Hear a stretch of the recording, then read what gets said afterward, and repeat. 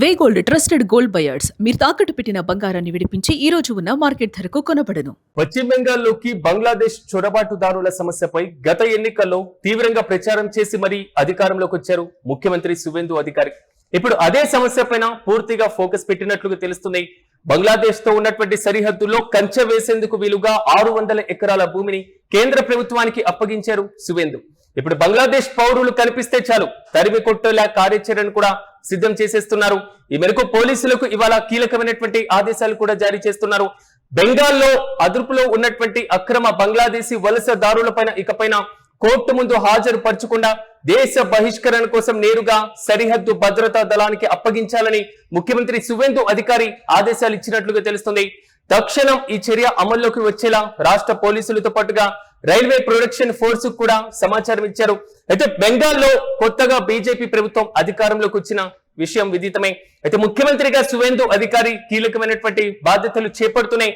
తొలి కేబినెట్ సమావేశంలో బెంగాల్ అదేవిధంగా పూర్తి స్థాయిలో బంగ్లాదేశ్ సరిహద్దులో ఉన్నటువంటి భూ కేటాయింపుకు సంబంధించి అక్రమంగా ఆ సరిహద్దులో వలసదారులు వచ్చేటువంటి పరిస్థితులు ఉన్నాయి కాబట్టి అక్రమ వలసదారులను మేము పూర్తి స్థాయిలో గుర్తిస్తాం, దేశ బహిష్కరణ చేస్తాం. ఇది ఎన్నికల మేనిఫెస్టోలో పాటుగా దీదీ ప్రభుత్వం పైన పదే పదే బీజేపీతో పాటుగా కేంద్ర ప్రభుత్వం మరి ముఖ్యంగా అమిత్ షా కూడా పలు సందర్భాల్లో హెచ్చరించినటువంటి వైనాన్ని కూడా మనం చూసాం. అక్రమ వలసదారులు అనేటువంటి అంశానికి కేంద్ర ప్రభుత్వంతో పాటుగా తృణమూల్ కాంగ్రెస్ పార్టీ అధికారంలో ఉన్నప్పుడు ఆ ప్రభుత్వం మధ్య సాగినటువంటి విమర్శ ప్రతి విమర్శ కూడా చాలా ఘాటుగానే ఉంది. దేశంలో అక్రమంగా వచ్చినటువంటి వలసదారులకు దీదీ ప్రభుత్వం అండగా నిలుస్తుంది, వారికి పౌరసత్వాన్ని ఇచ్చి ఓటు హక్కును కల్పించి పార్టీ లబ్ధి పొందుతుంది అనేటువంటి విధంగా కూడా బీజేపీ నేతలు దీదీ పైన తీవ్ర విమర్శలు చేసినటువంటి సందర్భాలు కూడా మనం చూసాం. కానీ ఇలాంటి నేపథ్యంలో బెంగాల్ కి అదే విధంగా బంగ్లాదేశ్ కి మధ్య పూర్తి స్థాయిలో ఫెన్సింగ్ వేయడానికి తృణమూల్ కాంగ్రెస్ పార్టీ మమతా బెనర్జీ అడ్డగిస్తున్నారు అనేటువంటి ఆరోపణలు చేసినటువంటి వైనం. తాజాగా బీజేపీ వెస్ట్ బెంగాల్ లో తొలిసారిగా అధికారంలోకి వచ్చింది.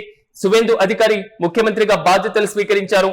ఇకపైన ఆయన సంచలన నిర్ణయం తీసుకుంటూనే ముందుగా 45 రోజుల్లో సరిహద్దు ప్రాంతంలో ఉన్నటువంటి భూమిని కేంద్ర ప్రభుత్వానికి సంబంధించినటువంటి బిఎస్ఎఫ్ దళాలకు అప్పగించనున్నారు. ఈ ప్రక్రియ తక్షణమే అమల్లోకి వస్తుందంటూ కూడా సువేందు ప్రకటించారు.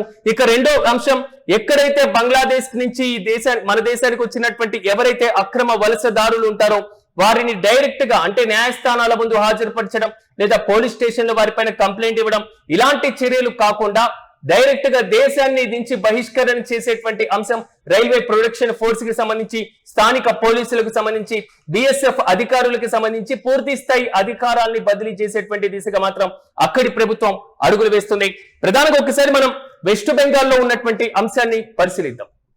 బంగ్లాదేశ్ కి అదేవిధంగా వెస్ట్ బెంగాల్ కి మధ్య ఉన్నటువంటి సరిహద్దు అత్యంత కీలకమైనటువంటి సరిహద్దుగానే మనం భావిస్తూ ఉంటాం. ప్రధానంగా 4097 కిలోమీటర్లు బంగ్లాదేశ్ ప్రాంతానికి మరి ముఖ్యంగా పూర్తి స్థాయిలో వెస్ట్ బెంగాల్ కి సరిహద్దుగా ఉంది. ఇందులో 3240 కిలోమీటర్లు ఆల్రెడీ ఫెన్సింగ్ కంప్లీట్ అయిపోయింది. మనం మ్యాప్ లో చూసుకుంటున్నటువంటి విధంగా వెస్ట్ బెంగాల్లోని కోల్కతాలో ఉన్నటువంటి దక్షిణ ప్రాంతంలో ఉన్న చివరి జిల్లా నుంచి ఉత్తరాదిన చికెన్ నెక్ ప్రాంతాన్ని దాటుకొని అస్సాం సరిహద్దు వరకు ఉన్నటువంటి వెస్ట్ బెంగాల్లో చిట్ట చివరి జిల్లా వరకు సరిహద్దు చాలా కీలకమైనటువంటిది. దీంట్లో 3240 కిలోమీటర్లు ఆల్రెడీ ఫెన్సింగ్ వేసేశారు. కానీ 850 కిలోమీటర్ల ఫెన్సింగ్ వేయడానికి అప్పటి ప్రభుత్వం మరి ముఖ్యంగా దీదీ ప్రభుత్వం ఒప్పుకోనటువంటి పరిస్థితులు మనం చూసాం. ప్రధానమైనటువంటి కారణం సరిహద్దు ప్రాంతంలో 2021లో 50 నుంచి అంటే 15 కిలోమీటర్ల నుంచి 50 కిలోమీటర్లకు విస్తరించాలి. 15 కిలోమీటర్లు మాత్రమే ఉన్నటువంటి సరిహద్దు వెడల్పుని 50 కిలోమీటర్లుగా విస్తరించి ఆ 50 కిలోమీటర్ల ప్రాంతాన్ని కేంద్ర ప్రభుత్వానికి అప్పగించినట్లయితే పూర్తి స్థాయి భద్రతను కట్టుదిట్టం చేస్తాం, సరిహద్దులో ఫెన్సింగ్ ని ఏర్పాటు చేస్తాం. దీదీ ప్రభుత్వం సహకరించాలి అని బీజేపీ ప్రభుత్వం పదే పదే చెప్పిన మమతా బెనర్జీ సానుకూలంగా స్పందించలేదు. రాష్ట్రాల హక్కులను మీరు హరిస్తారా, రాష్ట్ర భూభాగం పైన కేంద్ర ప్రభుత్వ ఆధిపత్యం ఏంటి అనేటువంటి ధోరణిలోనే ఆమె వ్యవహరించినటువంటి తీరు.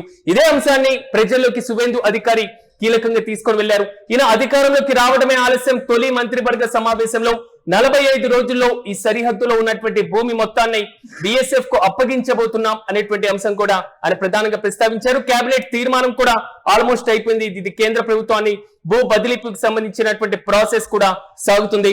అయితే 175 కిలోమీటర్లు మాత్రం కొండ ప్రాంతాల్లో సరిహద్దులో ఫెన్సింగ్ వేయడానికి అనుకూలంగా లేనటువంటి ప్రాంతాలు ఉన్నటువంటి నేపథ్యంలో ఆ ప్రాంతాల్లో కీలకమైన అతి విషపూరితమైనటువంటి పాములతో పాటుగా మొసళ్లను ఆ ప్రాంతంలో వదిలితే ప్రకృతినే ఒక సహజమైనటువంటి రక్షణ వలయంగా మలుచుకునేటువంటి అవకాశం ఉంటుంది అనేది మాత్రం కేంద్ర ప్రభుత్వం ఆలోచన చేసింది. బీజేపీ డబుల్ ఇంజన్ సర్కార్ వెస్ట్ బెంగాల్ లో రావడమే ఆలస్యం.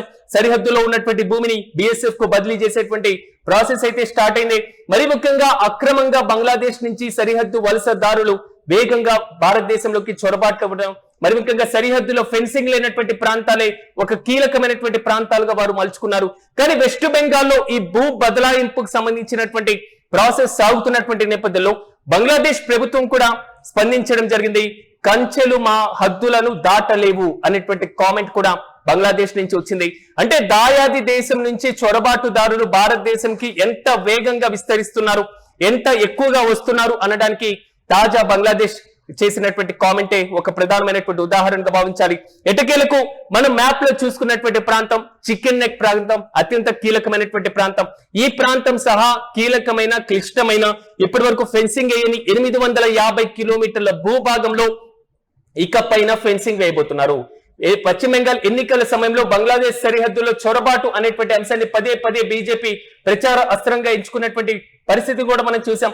మమతా బెనర్జీ ప్రభుత్వం చొరబాటుదారులను బెంగాల్ నుంచి తరలించడానికి వెనుకాడుతుంది, వారికే పూర్తి స్థాయిలో రక్షణ కల్పిస్తుంది అనేటువంటి అంశాలను కూడా పదే పదే చెప్పినటువంటి వైనం. కానీ తాము అధికారంలోకి వస్తే మాత్రం వాళ్ళని వెళ్ళగొడతాం, సరిహద్దులో ఫెన్సింగ్ ఏర్పాటు చేస్తాం, భారత రక్షణను మేము కల్పిస్తాం, విదేశీ చొరబాటుదారుల్ని మేము అడ్డుకుంటాం, చొరబాటుదారులు ఎవరైతే వెస్ట్ బెంగాల్లో ఉంటున్నారో వారందరినీ కూడా తరిమేస్తాం అనేటువంటి అంశాన్ని బీజేపీ ప్రజల్లోకి తీసుకెళ్లింది. సాధారణంగా అధికారంలోకి వచ్చిన తర్వాత తొలి ఎజెండాగా తొలి కేబినెట్ సమావేశంలో దీనిపైన సువేందు అధికారి నాయకత్వంలో బీజేపీ ప్రభుత్వం కీలకమైనటువంటి నిర్ణయం తీసుకుంది.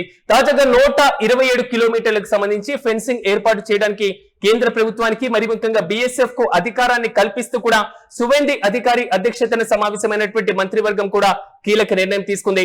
ఎటకేలకు వెస్ట్ బెంగాల్లో బిఎస్ఎఫ్ కేంద్ర బలగాలు తమ రక్షణ వలయాన్ని ఏర్పాటు చేయబోతున్నారు. బంగ్లాదేశ్ నుంచి వస్తున్నటువంటి అక్రమ వలసదారులను అడ్డుకోవడంలో సరిహద్దు ప్రాంతం చాలా కీలకం కాబట్టి ఆ ప్రాంతంపైనే ఉక్కు పాదంతో ఉక్కు సంఖ్యలను వేయడానికి పూర్తి స్థాయిలో మాత్రం రక్షణ వలయానికి సంబంధించి ఫెన్సింగ్ ను ఏర్పాటు చేస్తున్నారు. కానీ సువేందు అధికారి తీసుకున్నటువంటి ఈ నిర్ణయం పైన వెస్ట్ బెంగాల్ వ్యాప్తంగా కొంతవరకు హర్షాతిరేకాలు వ్యక్తమవుతున్నాం. బంగ్లాదేశ్ ప్రాంతంలో ఉన్నటువంటి వారు మాత్రం విమర్శలు అయితే మొదలు పెట్టినటువంటి వైనాన్ని కూడా మనం చూస్తున్నాం. చూడాలి వెస్ట్ బెంగాల్ ప్రభుత్వం తీసుకున్నటువంటి ఈ నిర్ణయం ఏ దిశగా అడుగులు వేయబోతుందో. వెస్ట్ బెంగాల్ కి సంబంధించి భూ బదలాయింపు పైన మమతా బెనర్జీ కూడా విమర్శలను ఎక్కుపెడుతున్నటువంటి వైనం మరోవైపు కనబడుతుంది. దేశంలో బీజేపీ పాలిత రాష్ట్రాలు అనుసరిస్తున్నటువంటి అభివృద్ధిలోనే వెస్ట్ బెంగాల్ కూడా మంచి పాలనను అందిస్తామంటూ కూడా సువేందు అధికారి చెప్తున్నటువంటి పరిస్థితులు మనం చూస్తున్నాం.